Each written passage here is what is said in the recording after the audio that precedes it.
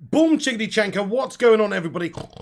It's the Flying Pig here on Flying Pig United with another cheeky little Manchester United latest news update video for you with the latest roundup of the day's goings on. How are we all doing today, guys? It's a beautiful sunny day here in England. Ridiculously, it's too hot, in fact, for September. But either way, get in there. Hope you're having a great day. Thank you very much for joining us. Do us a favour at the start of this show. Smash the thumbs up button on it if you're tuning in live and watching the stream. Get involved in the comment section throughout as we go along. We'd love to hear from you. Everybody is involved in this. It's a community interactive show. So getting your thoughts and opinions in throughout as we go along. And if you're catching up later on, watching this back, smash a cheeky little thumbs up on it and get involved in the not live comments down below also. Let's be having you. So guys, hope you're all doing well. Shout out, I'm just going to give a few shout outs at the start of this stream. Ronaldo is home, CR7. I love your name. Great name. Hamid, how you doing? Kayam, Bell, Berber, Hamid, Kingsley. Everybody, thank you very much for getting in here. Great to see you guys. I'm good, thank you, Kingsley, for asking me. I hope you are well. Hope you are well too. So the biggest story I want to talk about today, really, is in regards to Cristiano Ronaldo's transfer dealings. As you can see here, hey, we got a super chat here from Travadinho. It says, hey you, what's going on there, Travis? Thank you so much for getting in here with the super sticker right at the start of the stream. Get in there, let's be having you. Super chat. Thank you very much, my son. Get in there. Good to see you, Travis. How you doing? Oh, wow, that's loud. Rank me. Good to see you also, bud. It is sunny, isn't it? Lovro, El Professor, and everybody, thank you for joining us. So as you can see here, just wanted to show you this. This is released today, just some more information in regards to the Cristiano Ronaldo transfer.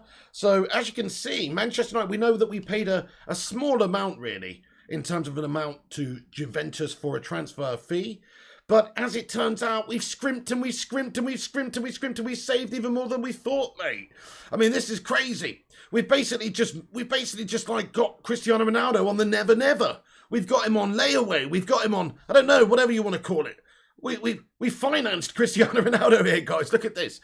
So, look, we understand we'll pay 15 million euros, right, at the start of this deal. So, but we didn't know that it would be over 5 years. As you can see, it has emerged that I'll read it out to you. Manchester United will pay 15 million euros guaranteed to Juventus for Cristiano Ronaldo's signing, but in 5 years. 3 million euros per year until 2026. 5 different installments. 8 million euros in add-ons are also included. 5 million euros potentially easy to reach. 3 million euros more complicated. So, I mean, this is, you have to say, it's actually a bit of genius. It's actually a bit of genius from these guys. It goes to show you how much of a tight-fisted bunch of bastards they are, though. They don't want to fucking spend any money whatsoever up front. And they're just prepared to just finance every single damn deal and mortgage Manchester United out over the years, pretty much. That is what they are prepared to do. But still, you have to say, that's a fucking genius bit of business, really. You're paying 3 million quid. You're pretty much paying for himself, really. Okay, you got the wages on top of that, I get that, but 3 million a year, the shirt sales, the interest, the commercial revenue from having Ronaldo, it's an absolute genius bit of business, isn't it? Bargain of the century, says Billy Sheeran. You're spot on about that. I mean, whichever way you look at it, they've only paid 3 million euros as of right now, I think. It says 3 million euros per year until 2025. I'm assuming they've paid the first instalment. Or maybe that's not the case, but either way, 5 years it would take until 2026 to pay Ronaldo off, guys. But it's only 3 million a year. There's no initial upfront fee, like we've said, like the 15 million euros that we thought. That's over 5 years. I just find it unbelievable that they've managed to get Juventus to agree to this deal. I think it's an amazing bit of business by Manchester United. I really do. Whichever way you look at it, it's genius. It is just goes to show you how tight-fisted these mounts are. Old Dirty Benjo? Who's that? We got a channel member called Old Dirty Benjo. Who are you? Hey, how's it going there, man? Thank you for getting in here. Have you changed your name? I'm guessing you have. I don't remember Old Dirty Benjo being a member of the channel, but fair play. Anyway, Berber says Glazers basically bought a human machine that prints money. That's so true. They have done, haven't they? Yeah, he's such a star. He's got so much interest the world over that it's just going to get so many more people tuning into Manchester United, tuning into their product, and that will just have a knock-on effect of generating a lot of cash for different revenue out of streams, whether it's, things like sponsorship deals, TV deals, and just things like shirt sales, Ronaldo merch, all that kind of stuff that that he will bring to the club, they will make such a huge amount of money from it. Hey there, Sir Greenwood. How you going there, bro? Good to see you also, mate. Get in. We've got some stuff on Greenwood in a little bit as well. Thank you, Berberini. He says, join the Bacon Brigade. He's put a link to the channel membership. Thank you very much, Berber. I will put that at the top of the live chat. For anybody who does want to become a cheeky little member of the Bacano Brigadiers, the Gammon Gang, the Hamada, get those Bacon Brigade emojis in there, gang. Anyway. Gung Shilioni, I hope you're doing well today. Right, guys, let me get back into the stuff, then we will get back into the live chat. But the reaction does seem pretty generally the same as what I feel. That, you know, I guess this does show that the Glazers are... They're committed to a tiny degree, which is they're prepared to just finance deals and get players in. We know the Sancho deal obviously is over a certain number of years as well. So, you know, this is they're not stupid, are they? They're not stupid. They're making the least amount of investment as they possibly can initially up front with a lot of the deals that they're doing these days. So they're financing a lot of these deals over the next coming years. You can say that's good. You can say that's bad. I mean, in this regard, I think it's a good thing because the Ronaldo transfer is just a monumental bit of business at that price. Do us a favour, everyone. Smash the thumbs up button if you're just getting in here and joining us. Twat the like. Give it a share on social media as well. Thank you to Shazad Arman. I saw you tweet out there before the show started. Thank you, Shazad, and everybody else who's done that. Give it a cheeky little tweet on social media if you haven't done so. And also, smash that thumbs up button. Let's see if we can get 100 likes on the stream, baby. Okay, so we've got a few things to get into, guys. So that deal has emerged. The transfer details have been revealed. Manchester United will pay 15 million euros guaranteed to Juventus for Cristiano Ronaldo, putting 5 years time, 3 million a year until 2026. 5 different installments. 8 million of that is in 8 million add-ons included as well. 5 million euros is potentially easy to reach, but 3 million euros is more complicated. So that might be dependent on, I don't know, who knows what it could be. We'll give you another 3 million if we get to a Champions League final or some bullshit like that. Who knows? So something like that. So that is fantastic bit of business for Manchester United, whichever way you look at it. And United stand to make a huge amount of money by having Cristiano Ronaldo at the club, as well as hopefully him firing us to the title, because we have got Ronaldo, baby, and just because it's the international break. Let's not stop remembering that, guys. So let's go. Ronaldo's coming home, baby. Sorry, I just wanted to hype you up a little bit in case you forgot how fucking awesome it is that Ronaldo's coming home and we're going to see him smash up Newcastle United on Saturday. Huh? Yeah, that's right, comrades. Anyway. Hey, Gungshi, thank you so much for a 330 NT super chat, you absolute unadulterated Welsh legend. He says, cheeky little donatione for Don Piglione. Love to all my porky pals in the Bacon Brigade. Get in there, guys. Get those watermelon sugar highs and those other Bacon Brigade assorted emojis in there to celebrate Gungshi there, guys. Thank you so much, Gungshi. I really appreciate you, my man. What an absolute legend. And Don Piglione will be coming back very soon, Gungshi, on the channel for the career mode when FIFA 22 comes out. For money. Thank you, Gungshi, you legend. Get in. Anthony White has become a member of the channel as well. He's a new member of the Bacon Brigade. Get in there, my son. Hey, guys, everybody get your favourite Bacon Brigade emojis in there to welcome Mr. Anthony White to the club, to the Bacon Club. Oh, I could do with a Bacon Club right now. I'm hungry. Anyway, to the Bacon Club, guys. Welcome aboard, Anthony White. Thank you very much for getting in here, bro. That is awesome. Get those favourite Bacon Brigade emojis in there, guys. Right then, so Ronaldo, over 5 years. It's a finance deal. It's absolutely genius. It's a steal. It's a deal. It's the sale of the freaking century. I'm very happy with that. And then, we've got Manchester United buying Cristiano Ronaldo for 3 million euros a year over 5 years. And Arsenal are forking up 50 million bones for fucking Ben White, mate. It's actually redonkulous when you think about it, like how good a deal this is and how bad a deal that is.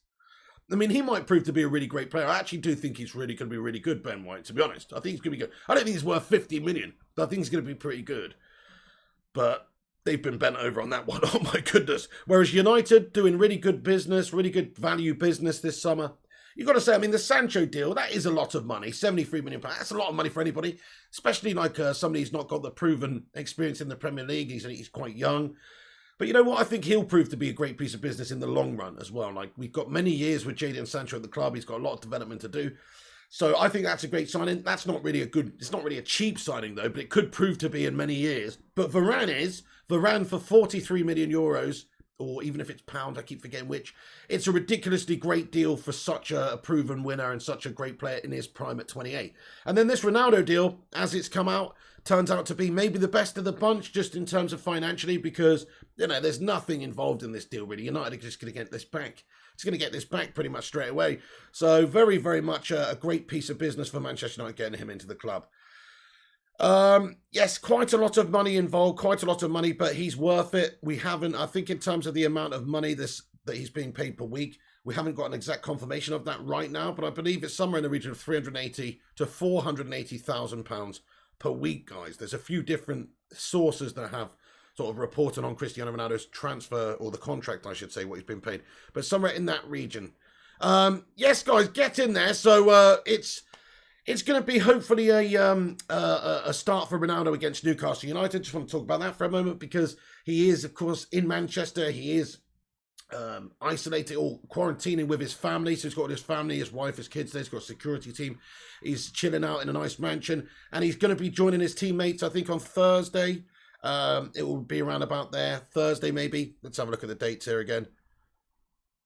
Yeah, Thursday the 9th. That sounds about right. Thursday the 9th of September, training with Manchester United again and getting in with his teammates and the players, and you know, should be able to start on Saturday against Newcastle United. The only question about Ronaldo is the fitness now. Like, is he going to be fully ready to play Newcastle? Most people probably, I would say, they were not going to be sharp, but because Ronaldo's Ronaldo, I mean, look at in that Portugal game going in cold and he still did what he did. He's the Don, so I'm pretty sure you just got to slot him in there, whatever. Even if he hasn't played for a year, I would put Cristiano Ronaldo in the team, to be honest, because he's just a match winner. Plus, he's going to be so hungry on his debut to score that goal. You just know you're going to get the best Ronaldo in a lot of ways. Maybe not in terms of like current games, like he hasn't played a lot of games, but certainly in terms of just like trying to score and hunger and leadership up there and determination, he's going to be super determined to get himself a debut goal for his second debut at Man United. So I fully expect him to go full on beast mode in that game against Newcastle United. CR7's just going to call in the good luck goat, and we're going to get probably a hat-trick. I'm going to ask you guys, though, who knows? I mean, Newcastle, I think we got the beating of them, and especially with Ronaldo up there, feed Ronaldo and he's going to score goals. That will be the emphasis in that game, is just to get the ball to Ronaldo and get him that debut goal, mate. Obviously, score the goals and win the game is the primary thing.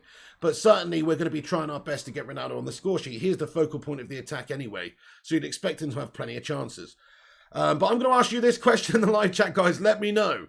How many goals, let's see if you can predict these things. How many goals does Cristiano Ronaldo score in his second debut back against Newcastle United? Let me know. I'm going for a cheeky little brace. 2 goals is what I'm feeling in my porky loins. I don't know about you. Maybe 0. Maybe 1. Maybe you think it's not going to be the debut to remember, that you think, you know. 26 says Posey, say no 1.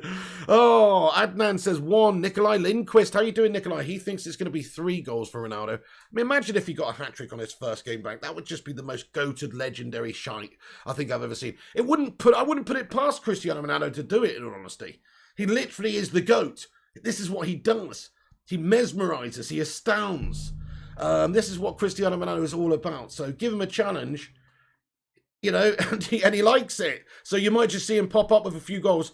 Nikolai thinks 3, though. Jonathan and Ronaldo's home agree with me. He's going to get a couple. 2 goals, says the Kane and Lovro. 3, says Sir Greenwood. 69, says Travis. 1, says Kinkichi. George Miller says 2. I mean, Kinkichi, to be fair, I would be happy with just the 1 goal from him. I know, as long as we win the game, we need to win the game primarily. And if Ronaldo gets on the score sheet in any capacity, then I'm going to be over the moon for the lad. It's just important, I think, for him to get a debut goal, hit the ground running, have that bit of confidence boost as well. Not that Ronaldo needs a confidence boost, but you know what I mean? Just coming into the Prem again at 36, there's going to be question marks hanging over him. There's going to be a lot of media speculation and pundits talking about him. Can he do it? Is he still good enough for the Prem? Yada, yada, yada. In my opinion, he definitely is. If you just look at what he's been doing over the last couple of years in Serie A, he's still definitely good enough for the Prem. But we actually need to see it in action in the Premier League now this season. But a player like that, if you get the ball to him, if you get in the service, He's such a fantastic finisher and such a fantastic player, and very determined sort of a guy. He will get you goals, and you saw his couple of headers against Portugal the other day. Sorry, for Portugal against Ireland the other day. And you have to say that he's going to add that element to our team as well. That's a department we'll be struggling. Up top there, Cavani has been definitely a breath of fresh air in the heading of department for heading of goals and things like that. Definitely, he's got some abilities there. But I think Ronaldo's pretty much goated when it comes to aerial ability, getting goals from headers and things. Like he can just leap like a crazy Portuguese salmon and get up there and put it away. Very, very great accuracy, very great technique, very unique technique really that he's got, Cristiano Ronaldo, when it comes to the headed goals. He just gets up there, hangs like Michael Jordan or some shit, and then just guides it in. It's absolutely perfect. He will get a bunch of goals from set pieces, from balls whipped into the box. We can play a little bit more direct now, I think, with a player like Ronaldo up there. You just, in my opinion, it might sound a little bit like you're going to let some of the other team or let down other areas in the team. But in my opinion, you should basically the tactic should just get the ball to Ronaldo in the danger zone. That should pretty much be the tactic. So you can afford to be a little bit more direct. You can afford to put those balls in behind the defence from wide, maybe a few more times than you ordinarily would, because he might be making that run, getting onto it, and he's got the finishing ability to get across defenders and snag you a goal. Like, he has got that ability. So I think we could see a much more direct Manchester United with Cristiano Ronaldo at the top there for most games. I'm not talking about doing this when you're coming up against the absolute top teams, but certainly when we're coming up against teams that we should be battering, if you've got a world-class striker like that, you just want to get the ball to him as much as possible, in my opinion. Just get the ball to Ronaldo and let the rest happen. Sir Greenwood says, Pigtail Kane, this 20 goals is not the top goal scorer this year because the Don is here. There you go, Sir Greenwood. Precisely, Harry Kane, mate. Sit down, Slabby. Slabby's little brother. Sit down, Slabby Kane. He's a decent player, isn't he, Harry Kane? He'll definitely be up there in terms of goals and assists this year again. He just always is. But I do expect Ronaldo to get the golden boot this year. There's a few contenders, isn't there? It's really interesting, actually. You know what? That's one thing I'm a little bit disappointed I didn't discuss in my Premier League prediction at the start of the season when I made a video about, where everyone's going to finish and stuff. I should have actually done a little bit about who's going to get the player of the year, who's going to get the golden boot and stuff like that. I forgot about that. You just thought about it then. But definitely that would have been a good idea, although it wouldn't have had Ronaldo in it then when I made that, to be fair. So that would have been shite. So just as well I didn't. But let me tell you it now. So golden boot now. I do think Cristiano Ronaldo will get the golden boot this season. I do. I mean, 29 goals in 33 last season in Serie A. If he can get 24, 25 this season, he's got a good shot at getting the golden boot. There's a few games gone, of course, of the season, but Ronaldo will be coming in hot, catching up against Newcastle with a few goals, I think. Potentially a couple of goals anyway. And get a good start and start as he means to go on. And you'd never know. He could get somewhere close to a goal a game this season. He had a ratio of 0.9. Last season, so he's literally scoring 0.9 goals per game in Serie A, which is an incredible ratio. If he gets even 0.8 per game in the Premier League, that's probably good enough for golden boot. So as long as he stays fit, as long as he plays in most of the games and is the focal point for United's attack, I think he will get the golden boot. But that is actually kind of like a bit of a question mark. We don't really know what system is going to be implemented.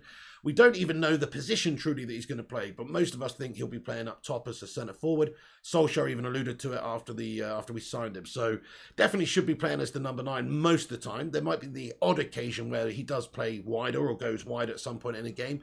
I don't think that's the wise idea, but if you look at how he did against Portugal, still effective in the wide areas, still mobile, still getting around. So he could definitely do that, but I think his best position is going to be up top there. So, yeah, I mean, who do you think is going to get the golden boot this season, lads and lasses? Let me know. Be honest. There's a few candidates. I was going to say Werner then. He's not a candidate for the golden boot, mate, no. He's more a candidate for the brown boot, like the shitty boot. That's what he's more a candidate for. No, sorry, Lukaku. Lukaku obviously came in, got 24 goals last season in Serie A. He's Chelsea's big signing, and he's going to be doing some bits for them this season, you would think. He's definitely a candidate. You've also got to say that Harry Kane is definitely a strong candidate for golden boot again. He's always going to be up there, in and around it. Salah or Ronaldo, says Jason Mick. Fair play. Salah and Liverpool could be a good shout as well. That's a good shout. Werner, says Travis. I know I nearly bloody said Werner. Goat Naldo. Hey, Jonathan Gallagher, what's going on, bud? Goat Naldo says, here's the thing people keep saying. When Ronaldo comes, we won't drop silly points to bottom teams. Ronaldo averages 30 league games a year. He's going to rest against bottom teams for big games, says Goat Naldo. I mean, maybe. I mean, I don't know about that. I mean, he did play 33 games out in the Serie A season last season. That's what I'm saying. So he scored 29 and 33, which means he played most of the games in Serie A. I hear what you're saying, though. He's going to have to be managed. He is older.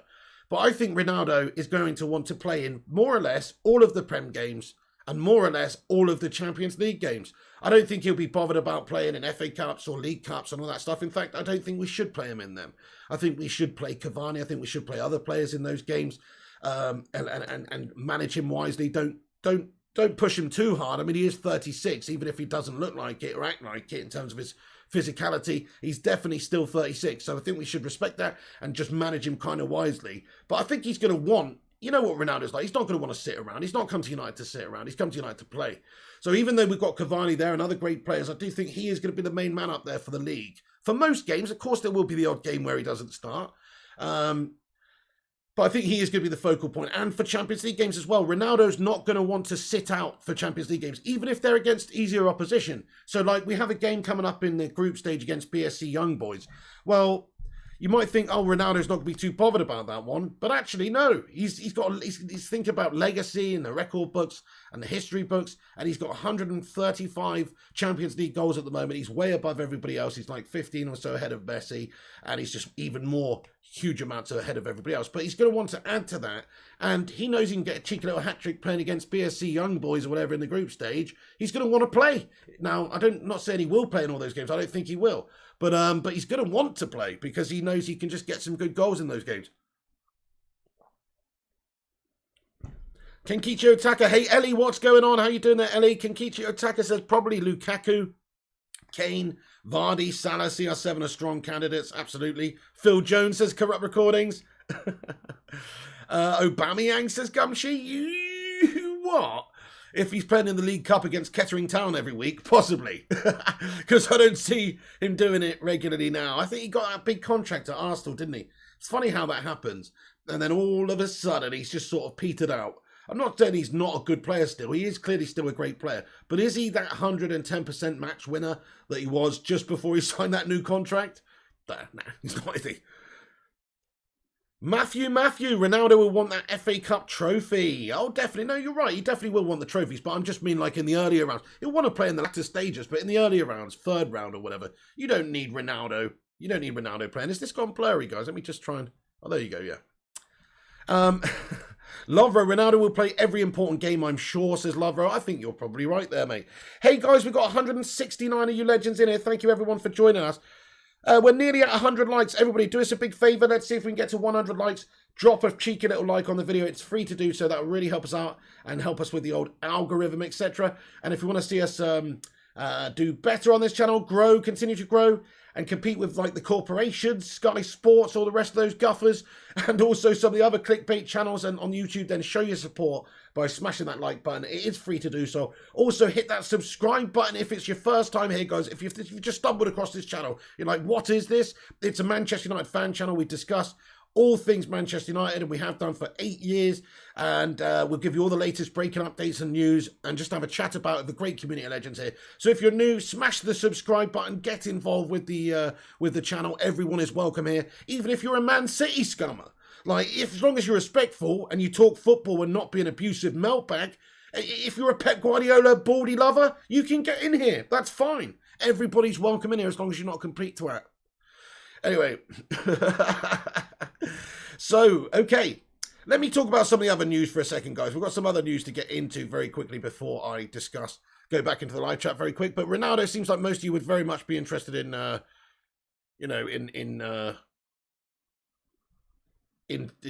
think he's going to get the golden boot. Anyway, so let's have a look at this then. Victor Dwindloff, guys, on ManUnited.com today has welcomed the competition provided in defence by the arrival of Rafael Varane.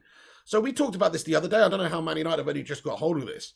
But he did say, I think it's great. I play in one of the world's biggest clubs, and it's clear that you want good players. It will always be competitive situation. I only see it as a positive that we get good players into the club. It will only develop us. For my own part, I see no problem with it. Sometimes I might not play a match, but for me, it does absolutely nothing. I have played a lot the last 2 years, and last year I had back problems and played with some pain. Yeah, okay, yeah, well, that might make sense, considering you cannot jump and actually have an aerial battle, mate. I broke my back. That's basically what he said. Anyway, it was greatest honour to lead Sweden out there, he said. So, of course, I was very proud of the team and the guys. For me to be captain for the first time for such a match, it was an amazing feeling for me. And to top it off with a win was very special. He was unused substitute for the 2-1 friendly over Uzbekistan over the weekend, but should return to the lineup against Greece for Sweden. Sweden's captain, I mean, he's definitely come on quite a bit over the last couple of years. In my opinion, he's not that great defensively in terms of like aerial situations. We know that. But I just wanted to talk about it because it's on manunited.com. And he's welcomed Rafael Varane's signing. He wants the competition. I think it's good for everybody. It's good for competition. It's good for Lindelof if he wants to prove himself that he's one of the top players. He's got to either force Maguire or force Rafael Varane out of the team. Do you think he can do it, guys? I don't think so. Who is your best centre-back pairing for Manchester United going forward? Let me know. Who is your duo of destruction? Who are your two at the back? Let me know. Bailly and Lindelof? No, it's obviously Maguire and Varane at this stage. Maybe you could see Lindelof burst his way in there. And to be fair, Maguire has had a couple of ropey last games, if you ask me. His last two performances, I mean, they've been okay, but he's definitely made some errors in them. Could have cost us. Lucky he didn't.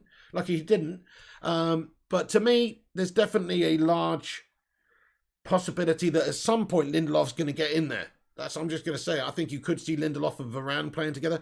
Gungshi says Varane and Jones. Oh, no. Varane, Bailly, would love to see that, says Jason Mack. Yeah, talk about like physicality, like being able to clear stuff away, just getting stuff away. That would be very physically awesome. Matthew says the duo of destruction would be Bailly and Jones.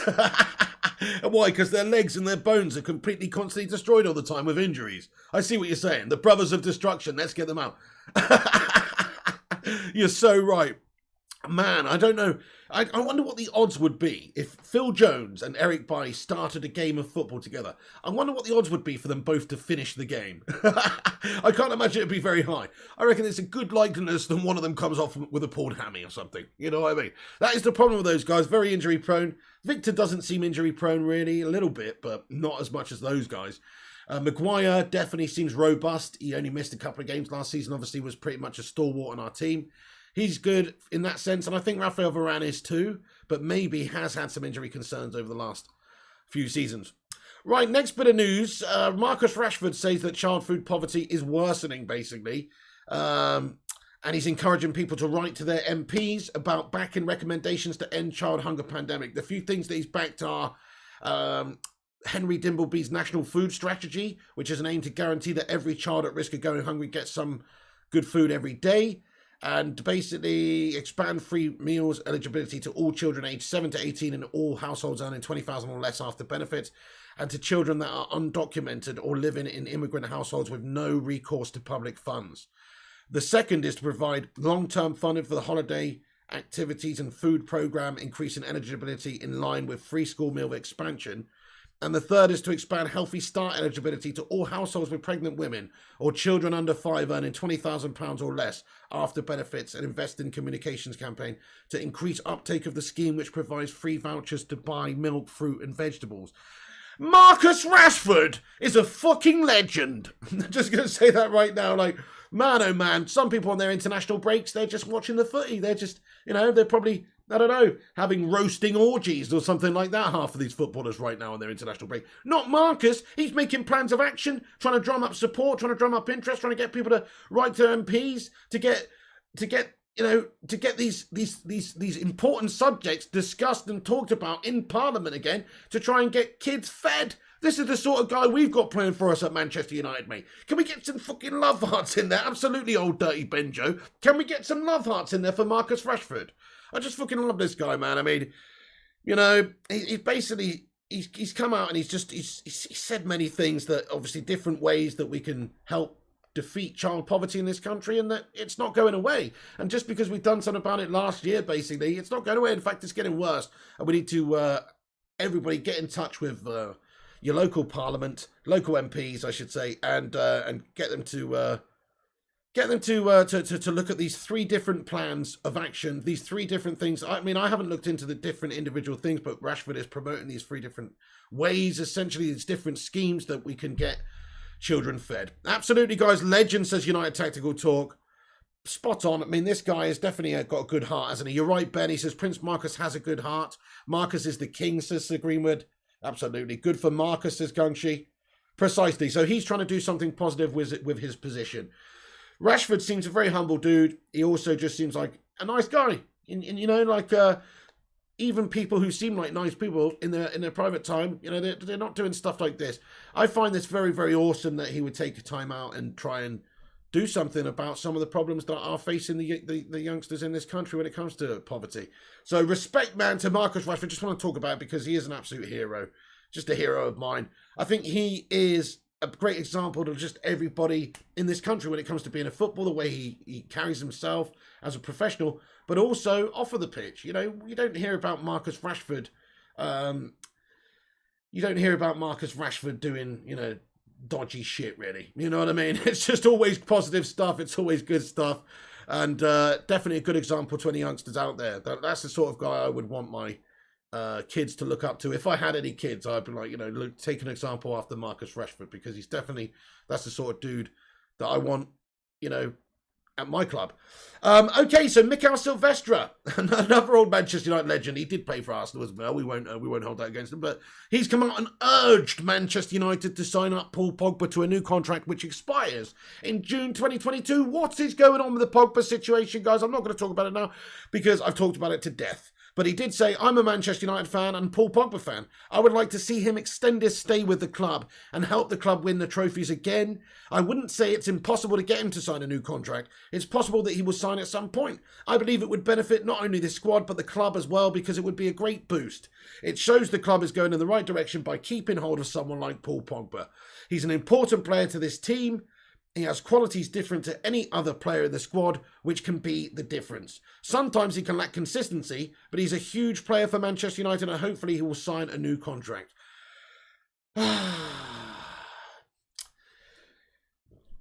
Where is this contract from Paul Pogba, guys? Where is it? Ellie, how are you doing today? I hope you're doing fantastic well. Great to see you. What's going on? What's going on? Give the man what he wants and he will give the fans what they want, says Jordan Lewis. Maybe, maybe not. Look at Aubameyang over at Arsenal. He was fighting his socks off, scoring goals, looking like one of the best players in the damn world for a spell. Then he got his £300,000 a week contract and back to being a complete Poundland melt again.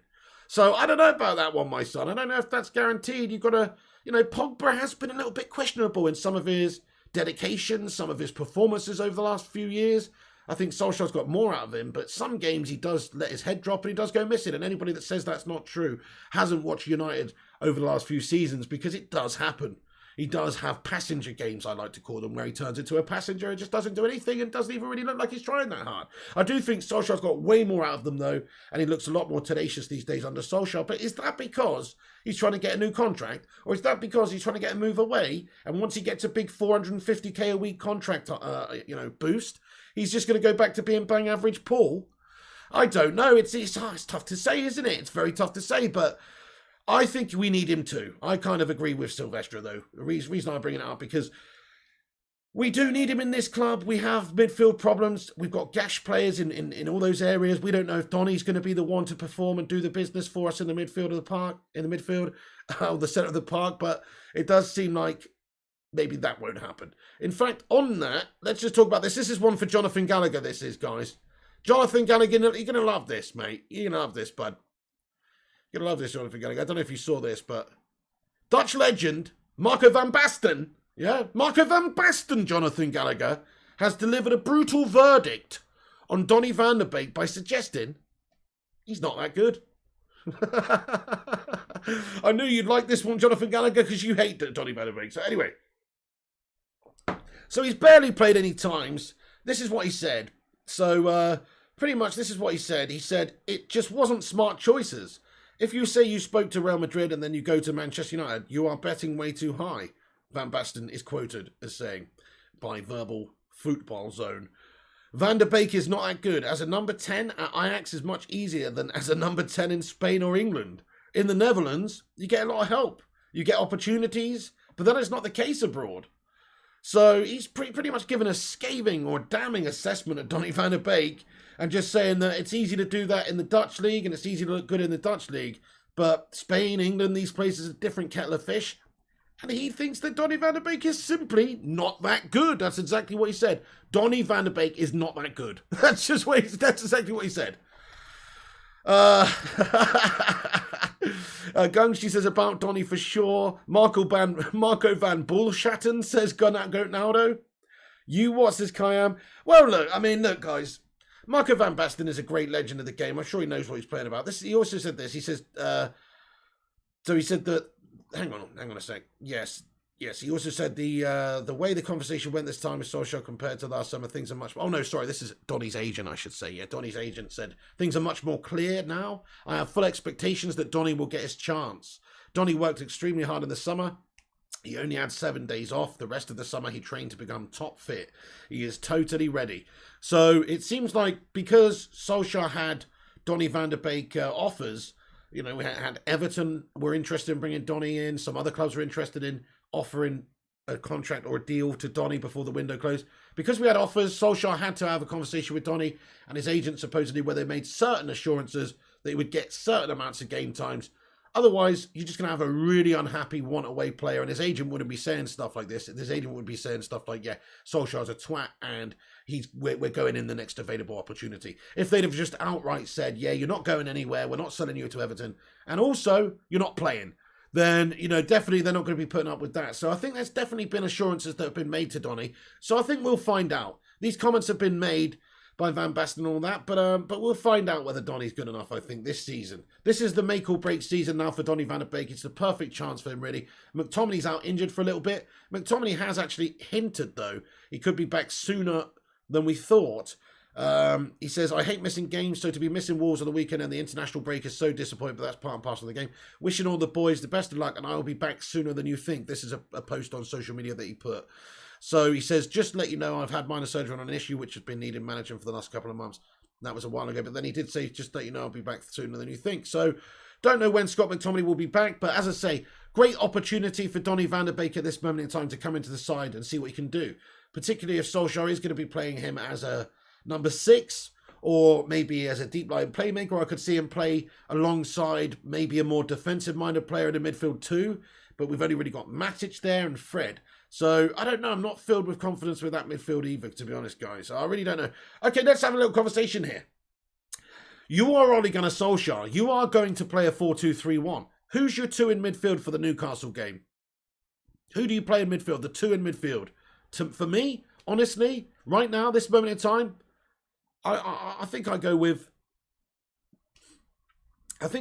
Donny and Matic. I think I go Matic and Donny. If I'm going to play a midfield 2, which I'm not necessarily saying I would, but Solskjaer, I go with Matic and Donny right now. Pogba on the left, Ronaldo up top, Bruno in behind, and then you've got Sancho on the right, or Greenwood on the right. Sancho's injured. So Greenwood on the right, Pogba on the left, Ronaldo up top, Bruno in behind, and then a midfield 2 of Matic and Donny, I suppose. But it doesn't sound great, does it? Matic and Pogba, says Gungshi. Yeah, that's also true. Pogba, don't like him in that midfield too. I'm going to be honest with you, Gungshi. I just don't think he's got the defensive guile or those abilities. Look at him in that Wolves game. Sorry, but how many times was he overrun in the centre of the park there? He did not have a good game defensively whatsoever in the middle. And that's against Wolves, so I don't know if he can do that defensive job, because you do need to have some defensive aspect in that position. I'm not saying he has to be an out-and-out defender, because that should be the job of the CDM next to him. But he definitely has to do, as a midfield too, you have to be doing that up and down defensive work and putting in a shift and getting back into it. I'm not too sure if that's his best position. I like him to have a little less responsibility defensively in a more advanced position and just allow him to create and play. Although playing him on the left, you do also lose something from Paul Pogba there too. He's not really, in my opinion, he's good there. He's been good there for us recently. He really has. But I think that's not his best position either. I've always said this about Paul Pogba. I think his best position is the CAM, which Bruno currently occupies. I think that's his best position where he can influence play, score goals as well, create, and do what he does. But he's not going to get that opportunity at United because Bruno's there. So I would definitely go with Pogba on the left for the time being anyway, while Rashford's out. 4-1-2-3 might work. Just go for a 4-1-5, mate. 4-1-5. You know what I'm saying? 4-1-5. Just full on attacking. Get Donny playing deep. Spare those balls. Oh dear. Excuse me. Bit of hay fever or something on the go there, guys. I don't know what's going on. It's just the sun comes out, and so does the snot. Letargo Modiba says a 4-1-2-1-3 might work. It's pretty interesting, though. Hey, guys, we've smashed 100 likes on the stream. Thank you, every single one of you legends who's in here right now and who has left your like on the video. Smash the thumbs up. Let's see if we can get 169 likes on the stream, guys. And get your opinions in about anything we just discussed now. Get the tissues. Thank you, everyone, for the bless yous there. Appreciate you. Colin says, hashtag free Donny. Trying to think of alternatives for Frederick. Problem is, Fred doesn't get into any of our teams anymore because he's just too inconsistent and unreliable and shit. Let's be honest now. Oh shit, I'm going to sneeze. Charlie at the Chocolate Factory. There's Tchaikovsky. Oh shit, I need to get some tissue, guys. Give me a second. I'll be back in a second. I need to get some tissue, otherwise I'm going to start dribbling on the stream. 2 seconds. I'll be right back.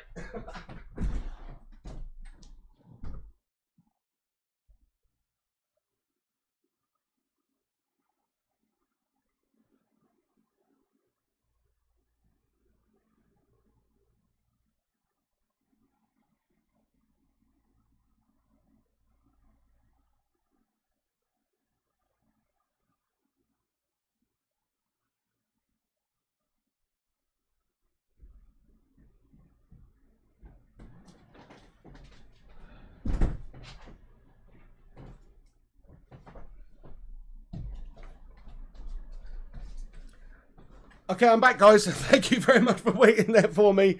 Bless you. Thank you, William Hoy. Thank you very much, MEFC7503 and Adnan. Oh, shit, I'm going to sneeze. Okay, so Paul Pogba, will he play midfield? Will he sign a new contract? Will Donny get the opportunities in that midfield also? Who knows? Who knows what Solskjaer's thinking at the moment? You know what I would most like to see, and I really don't think this is going to happen. But I think it really could work if we played a 4-3-3. Eventually as well, when we got all players fit. We played a 4-3-3. We have Donny at the base of that midfield, being the deep line playmaker, essentially. You have Bruno and Pogba as the midfielders in the sort of, you know, in the wider area. Well, you know, in the midfield, in the wider areas, on the sides of the diamond, essentially. And then at the top, you have Cristiano Ronaldo. And then you have Rashford on the left with Sancho on the right or something, or Greenwood on the right. I mean, that does sound pretty fucking awesome. But defensively, there's not enough there, is there? That's the problem for that midfield. Defensively, there isn't enough there. There's creativity for days, but defensively, there isn't anything there. But it would be an attacking, creative team, no doubt about it. Okay, so right, a few other things to get into, then I'll get back into the comment section, lads and lassies. More sneezes than Arsenal have goals and points, says Eddie. I think why Ollie don't play Donny is because he's scared he's caught Fred's flu. Oh, no. Nobody wants Fred flu. That's the worst. That's like 10 times worse than COVID, mate. It has a bad effect on your immune system. I don't know. It seems to have affected him anyway. But anyway, there was a spell where Fred was pretty good for United, you know, but just too much reliability at this moment in time. I'm not really liking him at all. I don't think he should play. Yeah, not good, not good. I want to see Donny given the opportunities. He's not going to do any worse. He's not going to do any worse than Fred has done over the last few games, even in a defensive role. One quick thing before we get into the live chat. Manchester United now hold the record for the highest day of online sales over a single sports merchandise site outside of North America. Ronaldo breaks another record with shirt sales, basically. So, yeah, we've broken a record at the highest day of online sales ever on a single sports merchandise site outside of North America. That is apparently what Manchester United have now got and holding that record. The first hour of sales following the announcement of Ronaldo's shirt number was United's Direct's best ever full day of global sales. United Direct, the club's official merchandise site, is powered by Fanatics, Ronaldo's. So it was their most profitable day ever in terms of shirt sales. They did the most amount of business. Wow. I mean, that is the Ronaldo effect, guys. That is the Ronaldo effect. So Ronaldo's most recent feat it also overtook the sales revolving around Lionel Messi's transfer to Paris Saint-Germain and absolutely golfed it in terms of shirt sales. Also, Tom Brady's move to Tampa Bay Buccaneers absolutely blitzed that as well. So Cristiano Ronaldo is an absolute GOAT. He holds another record. He's just an absolute GOAT. There you go. Okay, so this is also from Guido Albers on the Donny van der Beek situation. He says the situation now is that we stated that Donny is not a Carabao Cup player or an FA Cup player or to play only in European games. Donny went to England to play in the Premier League, so that's what his agent said last night. So you could be seeing Donny against Newcastle United. Smash a 1 in the live chat if you want to see Donny van der Beek playing against Newcastle United in that midfield, guys. Let me know. Okay then, so one other thing I'm going to get into quickly before we get back into the live chat. It's just in regards to Romelu Lukaku. So he's described comparisons to Cristiano Ronaldo as useless. He also said that he was in a hole when he was at Manchester United. Which, to be fair, he was in a hole, man. And I kind of feel bad for him at United because I think he could have been better. You look at his physique now and his physique when he was at United. He had a problem with his stomach, which I don't think was diagnosed properly whilst he was at United, and has since went abroad and changed his diet and everything, and that's helped him. So I don't think we saw the best Lukaku at Man United, but either way, I'm glad we don't have him really, guys, because he's not... I'm glad he's at Chelsea, to be fair. He's a good player and he adds a lot to the Premier League, and he's a good, foe to tussle with. You know, when you come up against those big games against Chelsea, like Lukaku up the end of the pitch, we've got that history there. It's going to be pure, drama and stuff when we're playing against Chelsea. So it's pretty cool to have him back in there. But in terms of comparison, it's not even close. Ronaldo's the GOAT, even just as recently as this last season gone in Serie A. He scored 5 more goals than he did in less bloody games. So, yeah, we've definitely got the better player there. And he says the comparisons are useless. And I'd have to say that the comparisons are useless. There's no point comparing, a fucking Ferrari to a fucking Renault Espace, is there? What's the point of comparing a fucking Ferrari to a Renault Espace, mate? Lukaku's shite, guys. All right? I'm just joking. I'm joking. He's actually really good. Like I say, but he was not that great when he was at United. But I don't think United really played to the best of his style there. And he, like I said, he had some other issues going on. He's actually really good. Don't get me wrong. Check this out, though. So this is very impressive. You know Cristiano Ronaldo's international goal scoring record? Well, he's got 111 goals now, which is just tremendous, isn't it? Absolutely tremendous. You look at Lukaku's record. So I think he's had 100 caps for... Let me just get this... I think he's had 100 caps for Belgium.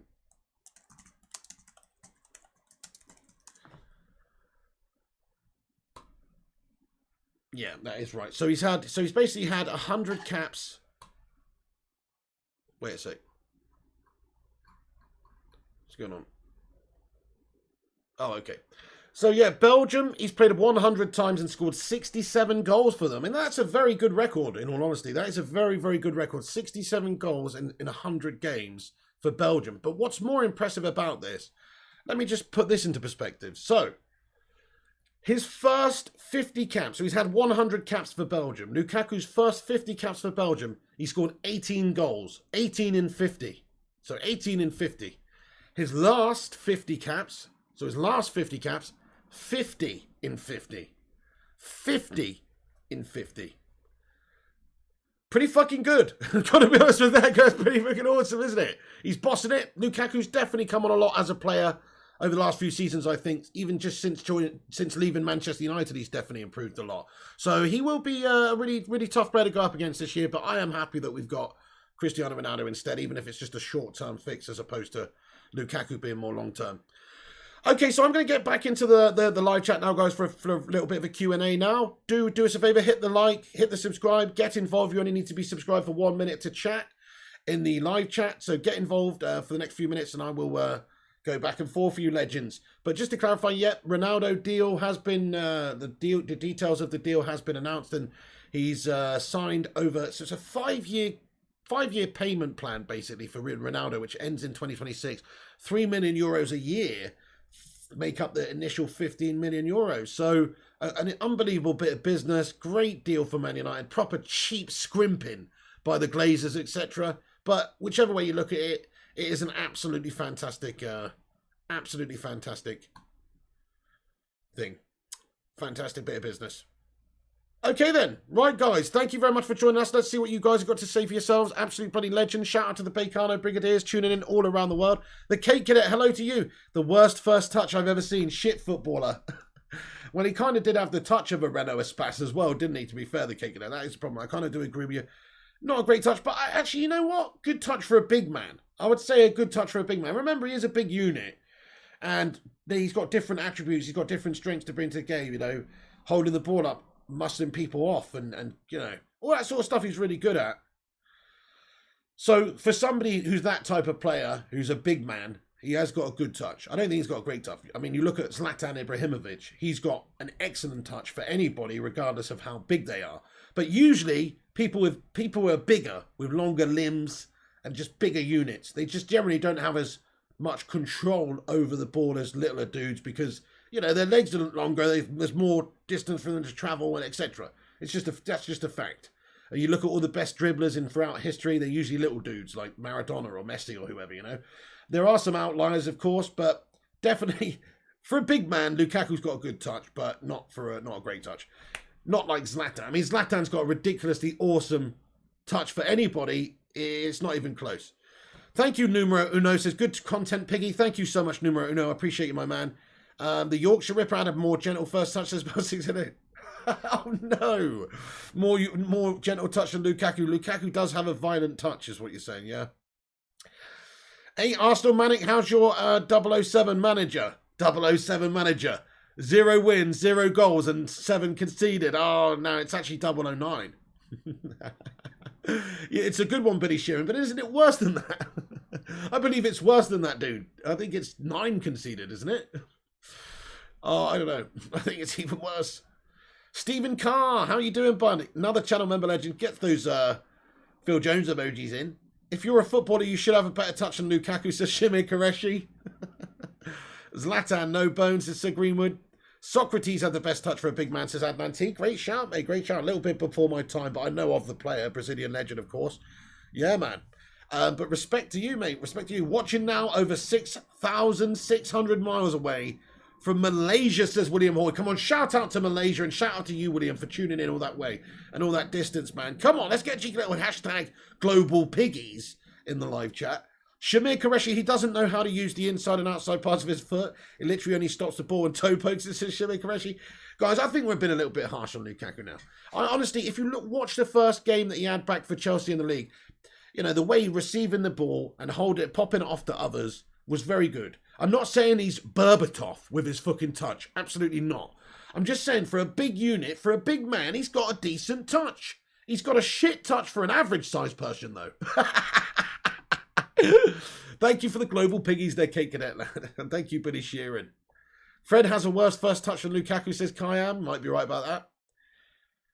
Yeah, Bell says, your club is so shit you're on a United news stream. Absolutely, Arsenal Manic. What's going on? He says, everybody is obsessed with Arsenal. It just tells you what a monumental club we are. Yeah, monumentally gash. You're right about that one, dude. You're fucking 20th, son. We're obsessed with you because you're one of the biggest clubs in England. You should be the 3rd biggest club in terms of history, reputation, what you've won, fan base. You should be the 3rd biggest. But you're 20th right now. That's why we're fucking laughing about it, because it's hilarious, dude. It's a demise of one of the greats in the, you know, I'll give them respect where credit's due, you know. They have won a lot of stuff. They have got, you know, FA Cup trophies galore, Premier League titles and all the rest of it, apart from Champions Leagues.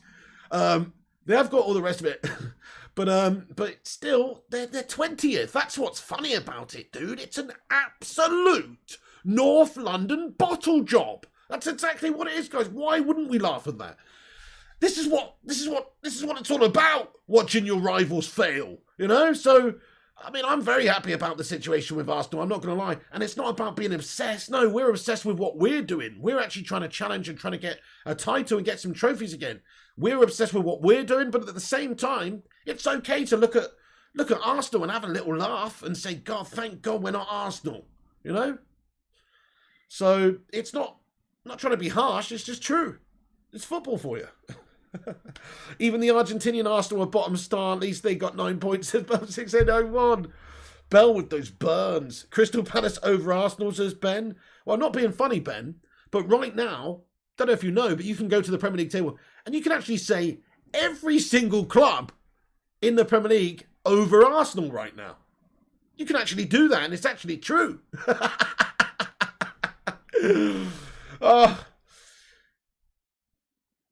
Arsenal says, Mr. Pig, we are actually not that big of a club. You are being too generous. Well, yeah, I mean, now you're not, but you should be, actually. So that's where I disagree with you, actually. You know, even as a United fan, I have to say that I think in terms of support, in terms of history, who's contributed what to English football, Arsenal's the third biggest club, even though you haven't won the Champions League like Chelsea. Chelsea's a new club. They're new money. They didn't win shit prior to bloody 2003 or whatever, Roman coming in, did they? They were just a cup team. They were a good club, you know, rich history and all that.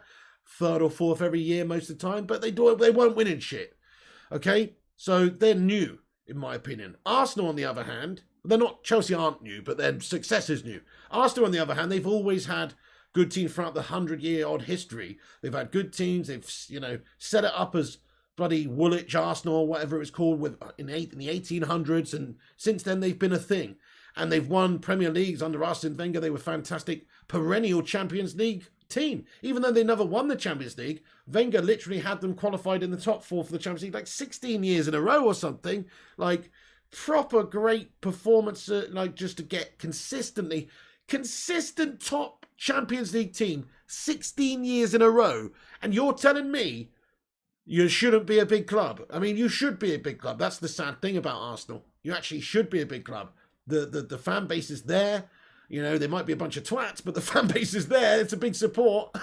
And also the stadium, the facilities, the name, the history, the fact that you have won Premier League, the fact you have done all that stuff. It's a sad day. I mean, it could, if you're not careful, I'm going to be honest now, if you're not careful, Arsenal could turn into Blackburn Rovers or something. If you're not careful, it could happen. Blackburn Rovers won the Premier League. Blackburn Rovers at one time had a great team. But it only takes mismanagement from owners and at the top and a manager to come in and just sink the ship to get you down there and then make it very, very tricky to get back up again. To be fair, Arsenal wouldn't stay down long even if they did go down. They just spent 150 million quid in this window. 150 million pounds. So, that's the size of the club they are. That's why they're a big club as well, to be fair to you, Arsenal Manic, and that's why you should be doing a heck of a lot better than you are. Because you just spent 150 million pounds, so that's the size of the club you are. Small clubs don't spend 150 million in a window. They don't. That's only for the big boys. That's further proof that Arsenal really does have the foundation to do much better. Is the fact that they can actually just go out there and spend 150 million. So, yeah, they're shite, though. It just goes to show you they are proper shite, mate. Lots of love from Nepal. Please notice me. Hello there, Prasanna Dekal. Thank you for getting in here from Nepal, mate. Lovely stuff. Eamon Barrett, Invincibles. Yeah, great team. Good day. This is Manchester United. We are just winners. Just think about it, says Greg McDonald. Akinola Tulawani. Hello to you, bud. There'll be a big club in the Championship next season, says No Toes. Small clubs without Europe. Exactly, Ben. He says small clubs without Europe don't spend £153 million. Arsenal need to be worried.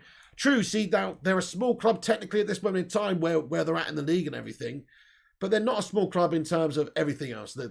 Like I said, they do have a lot of support. They do have the ability to spend a lot of cash on the facilities and everything.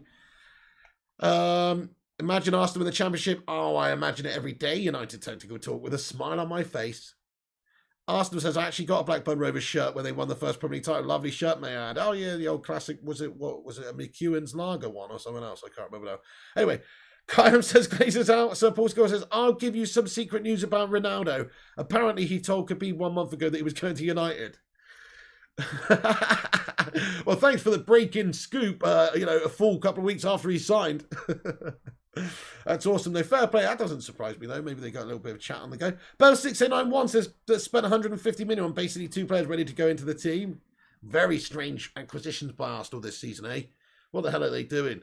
Arsenal is shit and their fans are arrogant, says Mateus Manuel. Stephen says, I actually feel bad for Arsenal as a club, but their fans are getting what they deserve. Shime Koreshi, Ben White, Odegaard, Ramsdale, and Sambi Lokongo for 150 million. That is hilarious, Shime Koreshi. When you think about the badness in value for money on that, it's ridiculous. Whereas, on the other hand, we got Sancho, Varane, and Ronaldo for like 100 mil. Yeah, you're right, Arsenal. Mr. Pig actually bigged up Arsenal for a good 5 minutes, then finished by saying, yeah, but you're a shit club, mate.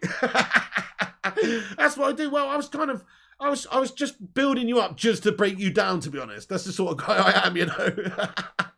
I was just sort of building it up just to say, yeah, all the more reason why you're even more shit now, you know. Matty, yes, Emmanuel, Slow Sports News, precisely. Why did Arsenal sign a load of guff pig? I don't understand the transfer policy. Really don't understand it at all. I guess, Cakenet, the only thing that I can think of is that they can't sign a top player. Is that they've got interest in top players and the top players go, Arsenal, you must be pulling the other one. You know, when they're asked about it. That's the only thing that I can think of. When, so, you know, that there's literally, it's just a meme now and nobody wants to go play for Arsenal. You know? Sorry to say, I think that that's true. I think that they're shopping around in a bargain basement area, but not paying bargain basement prices, it seems. They've got a lesser player, a lesser calibre of player that is available to them. You know why? Arsenal are not, at this moment in time, a top club. You can't offer Champions League football. Hell, you can't even offer fucking Europa League football to players coming in. You think some guy who plays at Shakhtar Donetsk is going to go for his dream move to England to be 20th in the Prem and not play in Europe and all that? No. Even though it's a big club, they're not a good club right now. He'd probably rather go and play for Leicester City or something. So, definitely a bad situation for Arsenal. That's why they can't sign players, because they're not the same club that they were a little while ago, competing for things. And everybody knows that. It's a sinking ship. And what do rats do when a ship is sinking? They jump. And look at Mr. Bellerin the other day, jumping off of the ship, going elsewhere to take a pay cut to play in Spain rather than go and get relegated at Arsenalans. You know, so there's a lot of players who will be put off going to Arsenal right now because of where they are. Top players don't want to play for Arsenal. And the top players, the couple of top players that they do still have at Arsenal, it's only a matter of time before they're not going to want to stay around and play at Arsenal either.